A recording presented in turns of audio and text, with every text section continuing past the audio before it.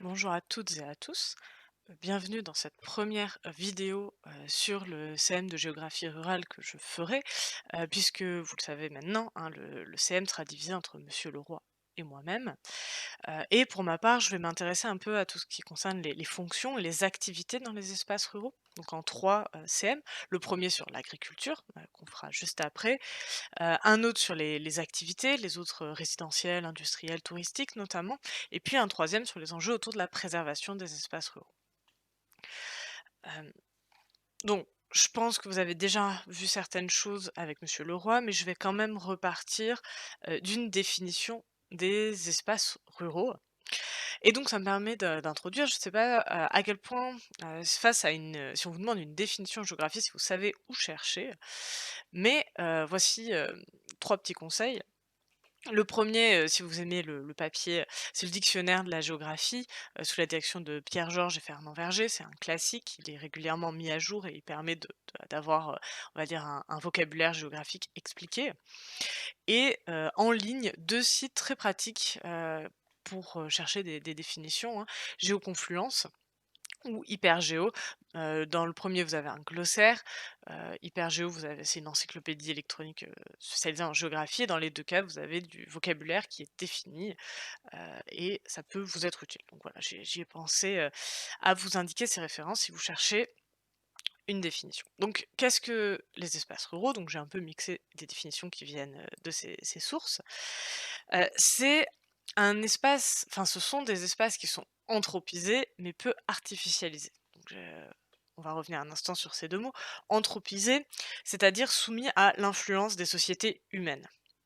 C'est-à-dire ils sont, marqués par, les sociétés humaines, pas forcément de manière visible, hein, mais ça peut être dans leur organisation, dans les conséquences. Artificialisé, c'est plutôt directement sur le paysage. C'est dont le paysage et le fonctionnement sont profondément modifiés par l'homme. En gros, tous les espaces artificialisés sont forcément anthropisés, mais il existe des espaces anthropisés qui sont peu artificialisés, c'est le cas des espaces ruraux. Pour le situer, les espaces ruraux s'opposent aux espaces, on va dire «naturels», entre guillemets «naturels», il y a plus vraiment d'espaces strictement naturels dans le monde. Mais ces espaces dits naturels sont à la fois peu anthropisés et peu artificialisés, alors que les espaces ruraux sont quand même très marqués par l'anthropisation et la marque des sociétés humaines. Et ils s'opposent aux espaces urbains qui sont très anthropisés et très artificialisés. Donc à la fois très marqués par les sociétés, mais aussi transformés dans leur fonctionnement.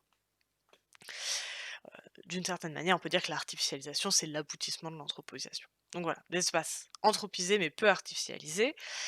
Autre élément de définition, ils sont souvent perçus en négatif, en creux par rapport à l'espace urbain. On va définir les espaces ruraux comme tout ce qui n'est pas urbain.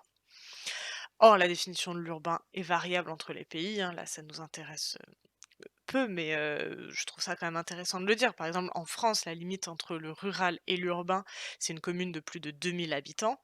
En Inde, c'est 5 000 habitants. Au Japon, c'est 50 000. Donc la définition de ce qui est rural, en fait, quand c'est défini en creux de l'urbain, est variable selon les États. Donc il faut pouvoir, s'appuyer sur d'autres, critères, des critères, enfin qui sont justement pas seulement en négatif, mais des critères qui définissent vraiment ce que sont les espaces ruraux. Et là, on peut s'appuyer sur, 3 critères, selon Robert Chapuis, justement que j'ai repris sur le site Hypergéo. Déjà, premier critère, une faible densité relative. Cette faible densité, elle s'applique à plusieurs aspects, au nombre d'habitants, mais aussi aux activités, aux constructions, aux services. Donc une faible densité. Deuxième aspect, un paysage plutôt qu'on qualifie en fait de rural, c'est-à-dire avec une majorité de formations encore dites naturelles. Et enfin, troisième aspect, une place importante des activités agricoles, que ça soit dans l'emploi ou dans la surface occupée. Évidemment, je vous ai mis cette diapositive parce que malgré ces caractéristiques, ça reste des espaces très, très hétérogènes et l'idée des faibles densités est à relativiser dans certains espaces. C'est pour ça que j'ai mis, les densités de l'Inde, puisque la plaine indo-gangetique que vous voyez ici, c'est un espace qui est majoritairement rural, mais dont les densités peuvent être très fortes, supérieures à 700 habitants au kilomètre carré pour certains espaces ruraux, ce qui, enfin pour, d'autres pays sont suffisants pour considérer que c'est des villes. Donc voilà, garder cet espace qui a, malgré ces 3 grands critères de définition, il y a des exceptions et que la réalité est très, variable, très hétérogène. Mais ce qui est intéressant dans cette définition, c'est de voir que l'agriculture, c'est une caractéristique qui est essentielle, des espaces ruraux. Et effectivement, la géographie française a longtemps associé la géographie des espaces ruraux à la géographie agraire. En fait, pendant longtemps, ça n'existait pas la géographie des espaces ruraux. On étudiait de la géographie agraire, puis agricole. C'est-à-dire on s'intéressait aux paysages et aux structures socio-économiques liées à l'agriculture. Mais, bah, il y a eu une évolution récente où on s'est mis à s'intéresser à ces espaces dans toutes leurs dimensions et pas la dimension seulement agricole. Mais puisque ça reste important, on va commencer notre premier CM sur cette dimension agricole. Alors l'agriculture, on va également, la définir. L'agriculture, elle désigne l'ensemble des travaux visant la production de végétaux et d'animaux utiles aux humains pour se nourrir, se soigner, se vêtir ou pour l'aider dans ses diverses activités. Donc ça, c'est une définition de Richard Raymond. Je vous ai mis la référence, d'où elle vient. Et ce qu'elle nous apprend cette, définition, c'est que l'agriculture inclut, également l'élevage à des fins, alimentaires, mais aussi l'élevage à des fins, par exemple, des animaux qui sont utiles dans les activités de l'homme et aussi, par exemple, la sylviculture et puis les productions non alimentaires, comme les biocarburants, par exemple, ou, par exemple, le coton pour se vêtir. Donc agriculture, c'est, un terme qui est assez large. On a 3 modes d'agriculture principaux, qui sont mis en œuvre, dans le monde. Bon, avec bien sûr des nuances, mais pour faire des catégories, pour simplifier, on peut s'appuyer sur ces 3 catégories: l'agriculture vivrière, l'agriculture productiviste et l'agriculture durable. Et on va les détailler bien évidemment, donc je ne le fais pas ici, au cours de ce CM. Alors, on a une domination de l'agriculture, productive, productiviste, c'est la forme la plus extrême, qui dans le monde actuellement, c'est elle qui produit le plus, heu, avec auparavant, elle était beaucoup plus marquée dans les nords et cette différence, s'estompe, la différence dans la manière de enfin, les productions agricoles entre les nords et les sud, elle s'estompe puisque, notamment au niveau des pays émergents, il y a une diffusion des agricultures productives, mais aussi des pays en développement de plus en plus. L'agriculture, c'est un secteur important à l'échelle mondiale. Elle représente par exemple 30 des emplois mondiaux, donc quasiment un tiers des emplois dans le monde, d'après la Banque mondiale en 2019. Donc voilà, ça c'était pour placer bah, les deux grands termes, hein, les espaces ruraux et l'agriculture pour ce CM. Et vous avez ici le plan que je vais suivre. Je vais faire une vidéo par partie, pour fragmenter un petit peu, pour que ce soit plus simple pour vous à travailler par la suite. Et donc on va commencer par la première partie sur l'accroissement de la production agricole avec, bah, notamment le développement autour du modèle productif, ses causes, on va dire, qu'est-ce qui explique et comment il est mis en œuvre avec, le soutien par les politiques agricoles. Donc, tout d'abord, on va se centrer sur ce modèle productif, et son objectif, l'augmentation des rendements. Donc ça, c'est notre première sous-partie. Donc on est dans un contexte de croissance constante de la production agricole dans le monde. En fait, la production agricole n'a cessé d'augmenter et vous le voyez sur ce graphique, une augmentation de la production, donc là c'est par, décennie, qui, si on regarde la production nette, est toujours supérieure, ou égale, à 2 heu, en croissance de la production, croissance annuelle.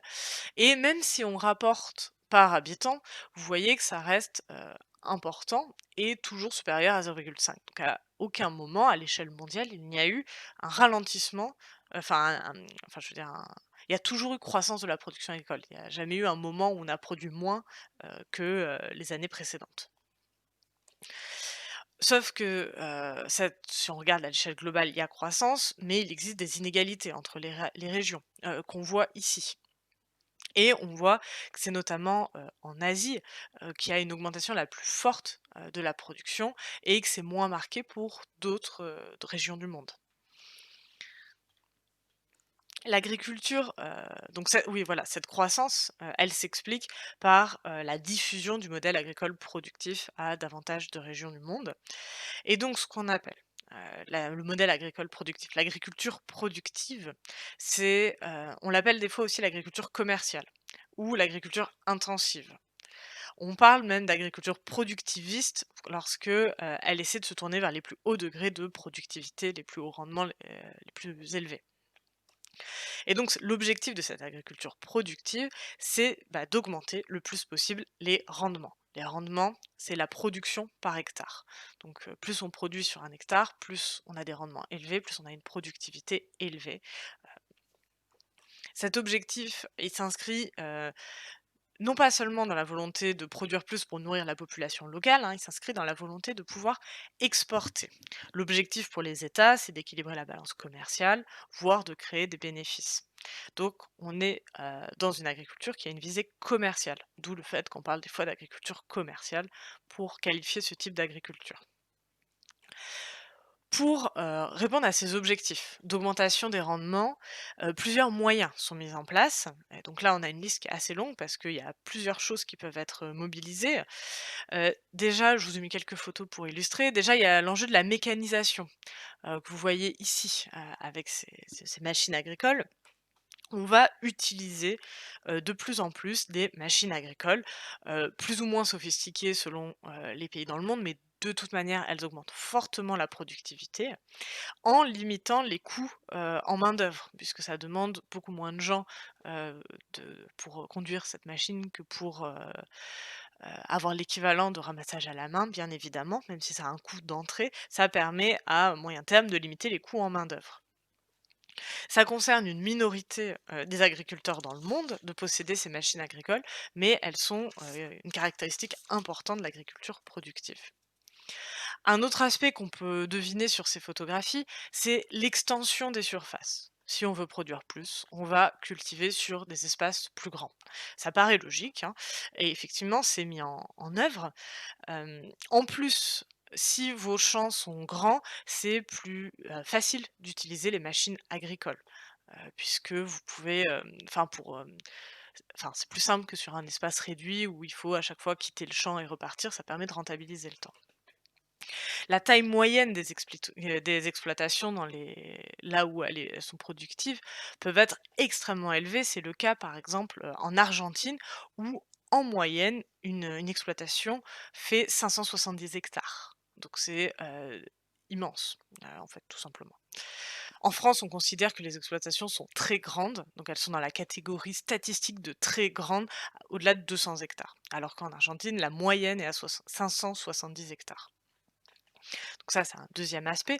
Un troisième aspect, de l'agriculture productive, c'est les intrants. Un intrant, c'est un additif, c'est un produit qu'on va ajouter et l'agriculture productive s'appuie sur une utilisation importante de ces intrants, notamment les produits phytosanitaires. Les produits phytosanitaires, c'est les pesticides contre les parasites des cultures, mais aussi des fertilisants comme les engrais qui vont être répandus sur les champs et sur les cultures. Il y a des éléments, qui peuvent paraître de base, mais qui sont essentiels dans l'amélioration des rendements. C'est par exemple l'irrigation. Les parcelles irriguées produisent beaucoup plus que les parcelles qui ne le sont pas. On peut aussi voir des pratiques intensives d'élevage. Alors là, je vous ai mis 2 exemples. Ici, vous avez les feedlots, c'est des parcs d'engraissement de bovins, en français. On en trouve aux États-Unis, en Afrique du Sud ou en Argentine et l'idée c'est que, les vaches sont amenées ici où elles sont, engraissées, nourries de manière intensive. Bon, elles peuvent pas vraiment se déplacer, hein, et puis ça s'étend sur, c'est immense, hein, il y en a des centaines des parcs comme ça et après une fois qu'elles ont, doublé de volume, elles sont, amenées à l'abattoir pour produire de la viande. Et vous avez aussi la version élevage en batterie, avec ici des poules où, les animaux ne sont même pas en contact avec le sol, ni avec l'extérieur. Ils ne voient jamais la lumière du jour, ils ne respirent jamais l'air frais, de l'extérieur. Mais on parlera des critiques, après bien sûr, mais effectivement, concrètement, ça permet de produire davantage. Autre, élément, la sélection des plantes et des animaux les plus productifs. On va choisir les espèces, qui ont, les qualités, que ça soit, par exemple, on parle d'élevage, qui, produisent le plus de lait pour, les vaches laitières ou le plus de viande, pour, les vaches qui sont ensuite consommées.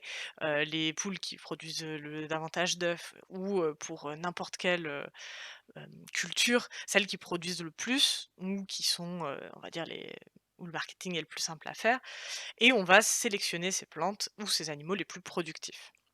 Avec aujourd'hui un débat, autour des OGM puisque à sélectionner les plus productifs, actuellement on a la capacité de modifier en fait, les cultures ou, voire les animaux pour qu'ils soient plus productifs. Donc, on a, donc des OGM, c'est, des organismes génétiquement modifiés on on leur fait des modifications génétiques qui permettent d'accroître la productivité, donc par exemple la résistance aux indésirables, aux parasites, ou alors des meilleures propriétés nutritives.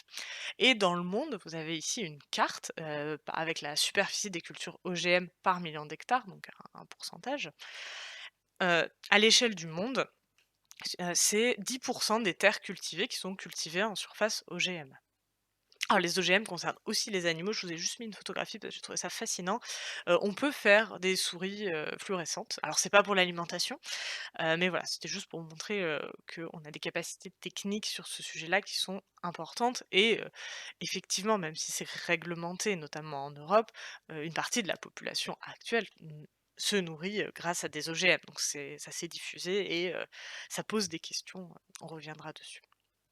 Et dernier aspect que je voulais évoquer, la monoculture. La monoculture, c'est-à-dire on va se concentrer sur les productions les plus rentables avec une réduction du nombre d'espèces cultivées ou élevées. Là, je vous donne sur un exemple de monoculture, alors qui concerne l'élevage, hein, on a dit les productions agricoles concernent aussi l'élevage. En Nouvelle-Zélande, c'est un pays qui s'est un peu spécialisé dans l'élevage laitier puisque 90 des terres agricoles sont en pâturage et pour permettre la production de lait puisque c'est le premier exportateur mondial de lait. Donc voilà, différents, éléments, c'est les éléments principaux qui permettent d'amener l'agriculture vers une agriculture productiviste, ou productive. Et un autre aspect qui est important et qui ne concerne pas les méthodes de production en tant que telles, mais l'organisation, de la filière agricole, c'est que l'agriculture productive, elle s'intègre dans un système économique complet. C'est-à-dire en amont, avant, on va avoir un système, par exemple, de crédit bancaire, pour pouvoir financer la mécanisation, par exemple. Des systèmes d'assurance, face aux aléas climatiques, par exemple. La fabrication des machines, il faut, des industries pour produire les tracteurs.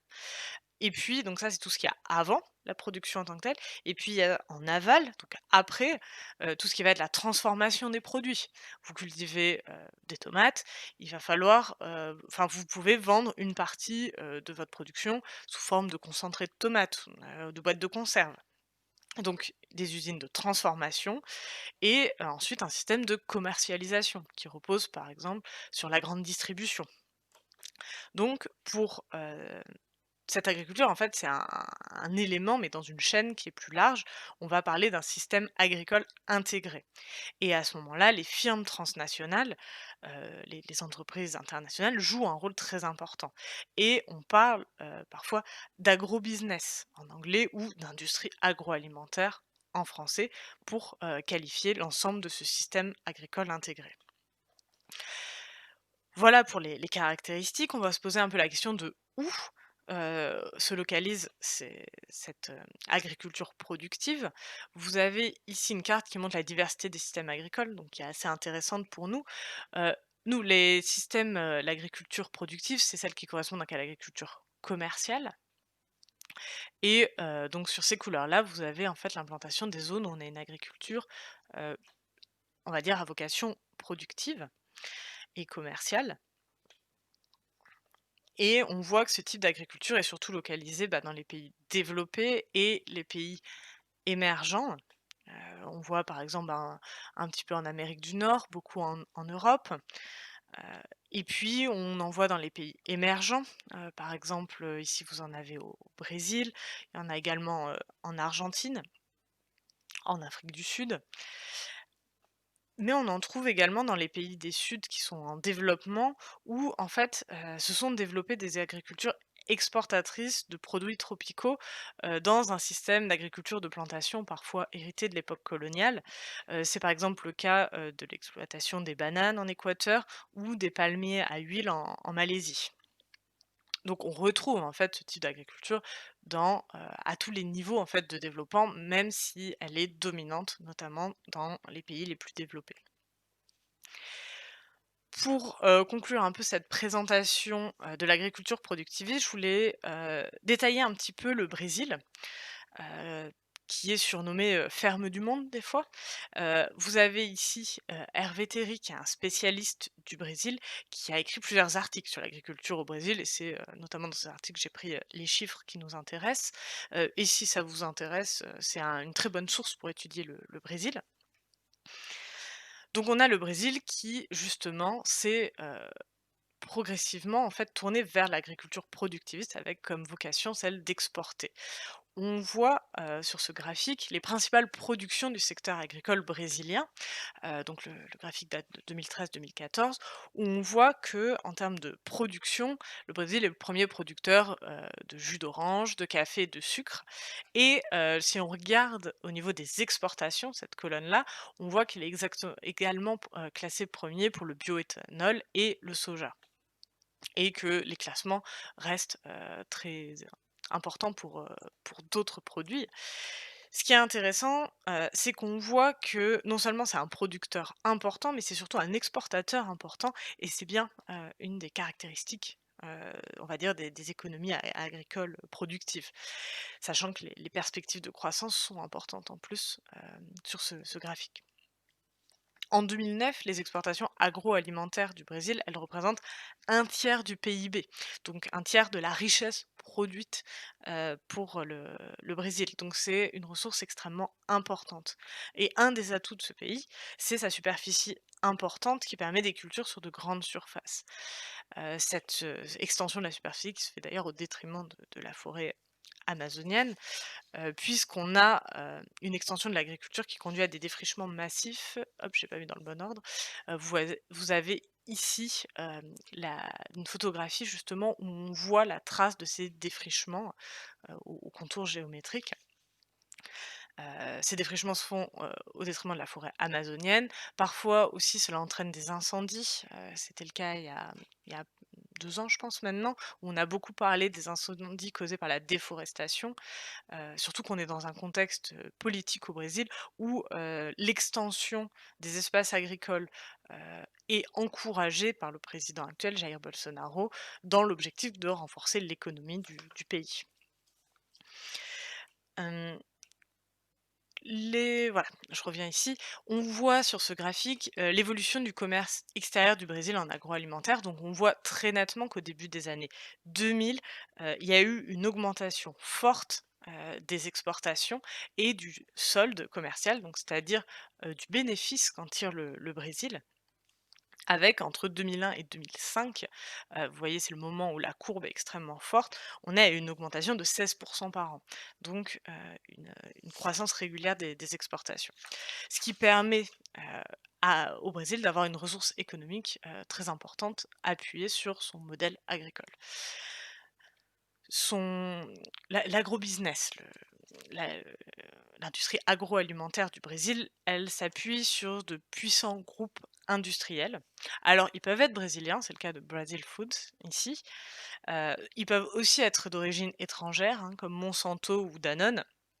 Mais, voilà, les acteurs dominants sont, des, FTN, des firmes transnationales. Voilà pour, la présentation, du Brésil.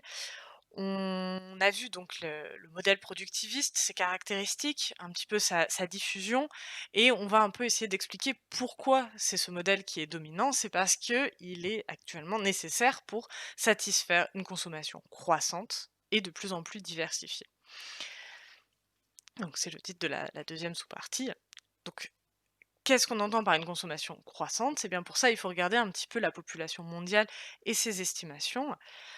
En 1990, il y avait 5,3 milliards d'habitants dans le monde. actuellement, en 2020, on est autour de 7,8 milliards et on estime, vous avez les chiffres ici, hein, mais qu'en 2100, on ira jusqu'à 10,8 milliards d'êtres humains. Donc évidemment, ce sont des estimations, elles sont extrêmement incertaines sur des enjeux comme cela, mais concrètement, on assiste à une augmentation de la population mondiale, en tout cas jusqu'à aujourd'hui et a priori pour encore quelques temps, et donc il y a une nécessité d'assurer la sécurité alimentaire. La sécurité alimentaire, c'est une notion qui est importante et vous avez sur cette diapositive la définition donnée par la FAO, Food and Agriculture Organization of the United States. Heu, excusez-moi si l'accent est un peu, pas parfait, on va dire. Heu, mais c'est, on va dire, un organisme de référence sur ces questions-là et elle dit que la sécurité alimentaire, c'est quand tous les êtres humains ont, à tout moment, un accès physique et économique à une nourriture suffisante, saine et nutritive, leur permettant de satisfaire leurs besoins énergétiques et leurs préférences alimentaires afin de mener une vie saine et active. Donc, beaucoup d'éléments importants dans cette définition, hein. Donc l'accès, qui soit l'accès physique, c'est-à-dire la disponibilité des ressources, et l'accès économique, avoir les moyens de les acheter, à une nourriture qui est suffisante, suffisante, ça je pense c'est assez clair, saine, c'est-à-dire qui ne rendent pas malade, nutritive, qui permettent de répondre aux différents besoins, du corps et qui leur permettent de satisfaire leurs besoins énergétiques et leurs préférences alimentaires. Donc c'est non seulement manger assez, mais aussi avoir le choix de manger ce qu'on aime, en tout cas, enfin avoir un peu de diversité pour mener une vie saine et active, donc pour pouvoir, enfin la assez de nourriture pour pouvoir mener une vie, voilà, active. Donc, la sécurité, alimentaire, une notion importante pour nous. D'autant plus que l'alimentation, c'est souvent une mesure de la pauvreté, c'est-à-dire, lorsqu'il y a, sous-nutrition, c'est-à-dire ou insécurité alimentaire, c'est souvent une marque, de pauvreté. Donc ça, c'est le premier aspect qui est important dans un contexte de croissance de la population. Il faut pouvoir assurer, une production croissante de nourriture. Il y a un autre aspect, c'est que non seulement, la population augmente, mais elle diversifie son alimentation. Donc on a besoin de plus de choses différentes. Et là, on peut s'intéresser au modèle de la transition nutritionnelle. C'est un modèle, qui a été, mené par, Barry Popkin en 1993. C'est un modèle qui est en 3 étapes, mais je n'ai absolument pas réussi à trouver un schéma avec les 3 étapes. Donc vous avez les 2 premières étapes ici et je vais vous expliquer la 3e étape. L'idée, heu, je vous donne chaque étape. Je pense que ça sera plus clair si vous notez étape 1, étape 2, étape 3. Donc ce modèle de la transition nutritionnelle se fait en 3 étapes. Première étape, c'est, l'étape de la réduction de la famine, avec l'augmentation de la consommation, notamment de riz et de blé, de céréales. Donc c'est ce que vous voyez ici, donc l'augmentation des calories totales et notamment c'est lié à l'augmentation de la consommation de céréales et féculents. Donc 1re étape, on réduit la famine et on mange notamment des céréales et des féculents. Ensuite, il y a une deuxième étape qui est celle de la diversification alimentaire. On va, continuer à augmenter un peu, mais pas tant que ça, on va dire les calories totales, la consommation, mais par contre, ce qui va changer, c'est la composition de l'alimentation, où on voit la part de céréales et de féculents réduire, mais la part de produits animaux, de fruits, de légumes, de graisses et de sucre augmenter. Essentiellement, ce qui augmente le plus dans cette 2e étape, c'est la consommation en graisses et protéines animales.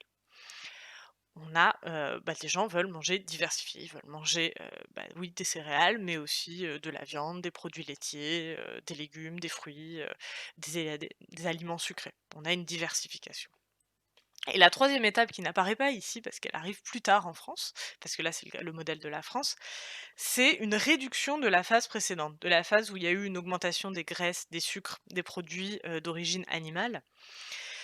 Notamment parce qu'il y a le constat de l'apparition de maladies cardiovasculaires, liées à la consommation, de viande, de graisse et de sucre. Et donc c'est une phase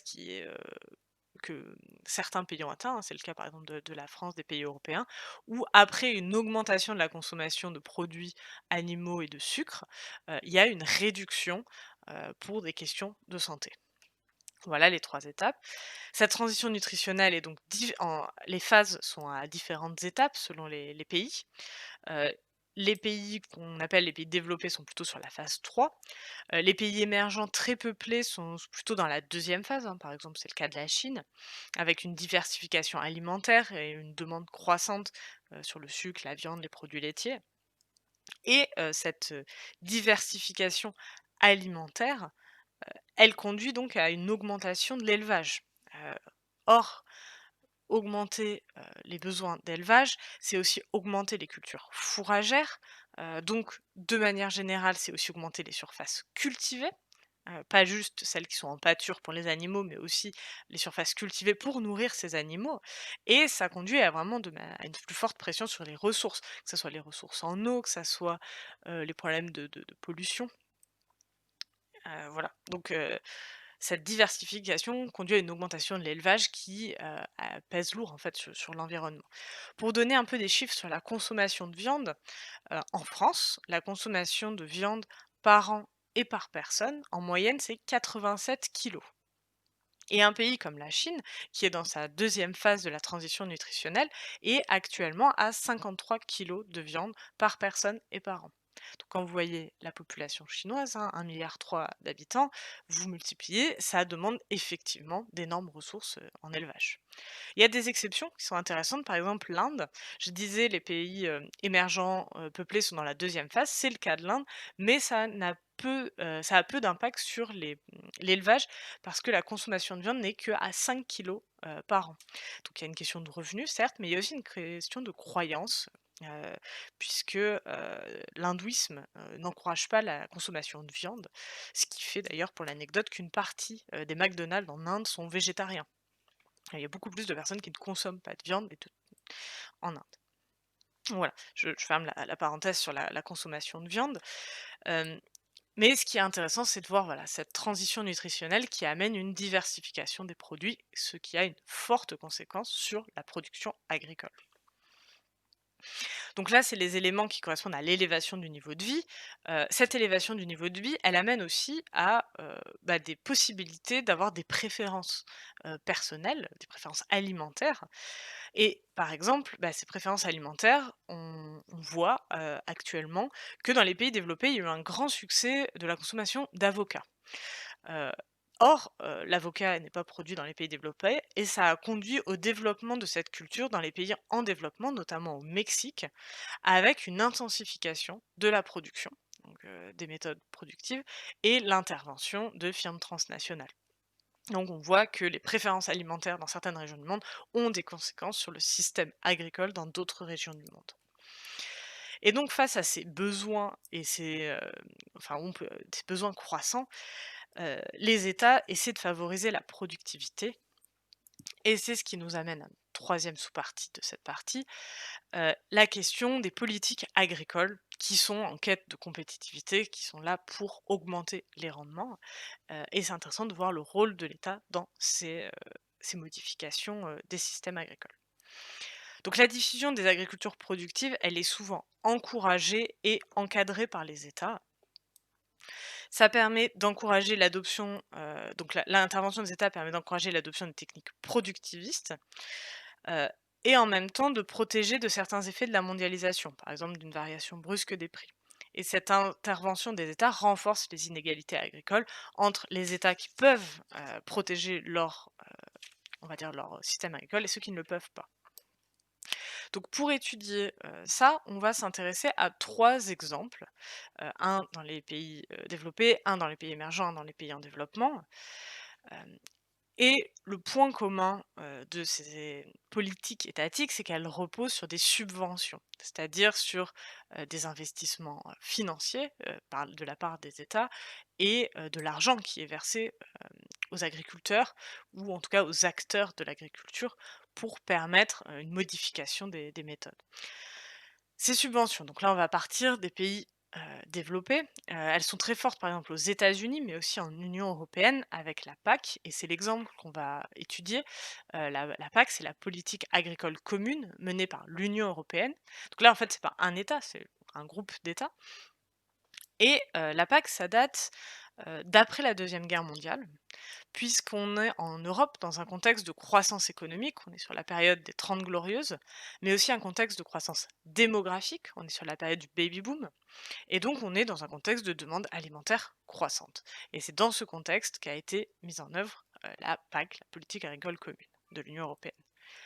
Elle a été créée en 1957 et mise en place à partir de 1962. Et ce qui est intéressant, c'est de voir ce qu'elle veut faire. Elle veut garantir à la fois un apport alimentaire suffisant pour les populations et un revenu suffisant pour les agriculteurs. Donc elle est sur les 2 tableaux, à la fois qu'il y ait assez de nourriture pour les consommateurs et que vendre cette nourriture rapporte assez aux agriculteurs. Pour cela, 2 moyens d'action. D'abord, le contrôle des prix, pour ne pas qu'ils soient trop élevés pour les consommateurs et le financement des agriculteurs. Donc on leur donne de l'argent, on les subventionne pour les aider en fonction de certains critères. On ne donne pas de l'argent comme ça. Il y a des critères, et les critères, ça peut être la taille des exploitations. On va financer, par exemple, les agriculteurs qui ont les exploitations les plus grandes pour encourager l'agriculture productiviste qui s'appuie sur de grandes exploitations, mais également sur le choix des semences.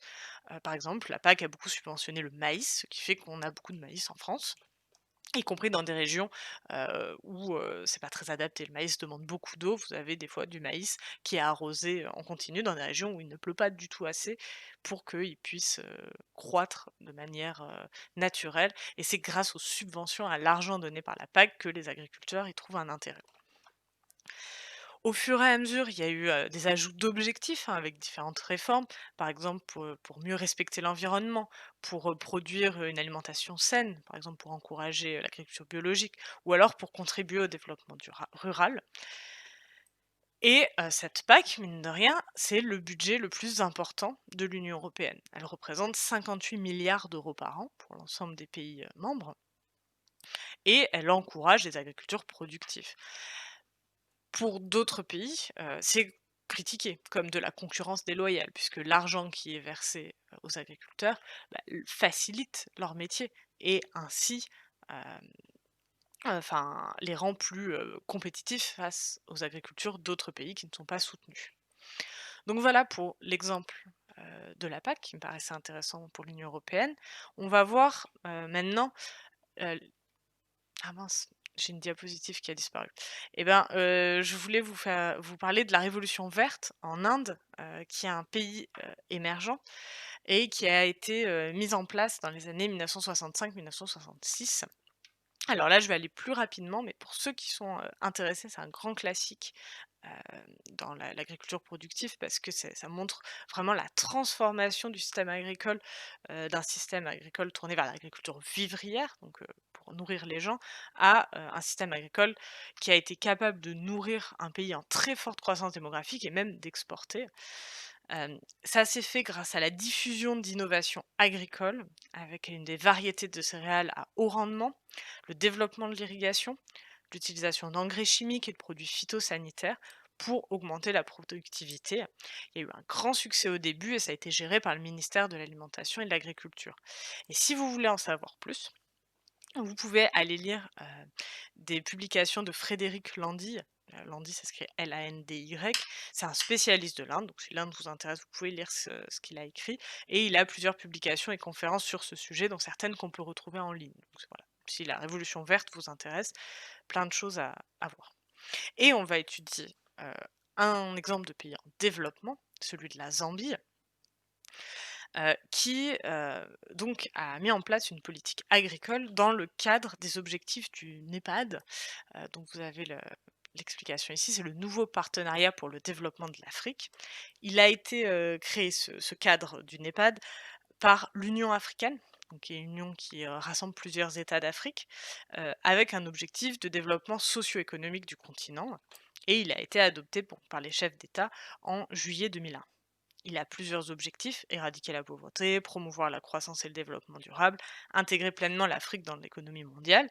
Mais nous, pour la partie qui nous intéresse, c'est qu'il a il dit que le développement de l'agriculture est une priorité.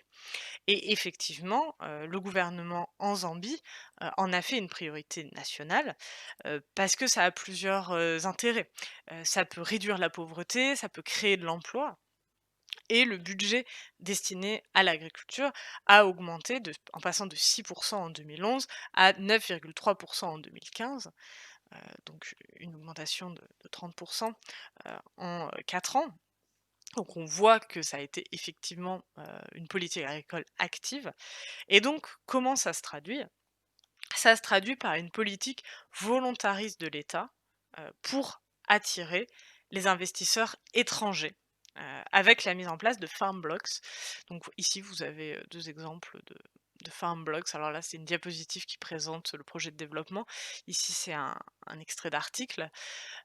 Ces farm blocks, qu'est-ce que c'est? C'est des concessions, donc c'est-à-dire des zones qui sont, louées à des investisseurs étrangers, de très grande taille, qui font plus de 10 000 hectares, heu, en termes de surface agricole. Voilà, pour attirer des investisseurs étrangers, ça, s'accompagne de mesures fiscales avantageuses pour les entreprises privées s'y installant. Également des faibles tarifs douaniers à l'exportation des produits agricoles, donc pour encourager, heu, à une agriculture commerciale qui aura une des vocations à être exportée. Et il y a plusieurs programmes subventionnés par l'État pour développer les intrants, avec aussi la mise en place de, recherches dédiées à la génétique animale. Donc on voit vraiment cette volonté de s'inscrire, dans l'agrobusiness, dans la et de mettre en place des mesures qui sont là pour faire une agriculture plus productive. Alors, toutefois, les moyens d'action de ces politiques, hein, elles soulignent aussi les fortes inégalités dans l'intégration des espaces agricoles à la mondialisation, ce qui nous amène à la deuxième partie que l'on verra dans une prochaine vidéo.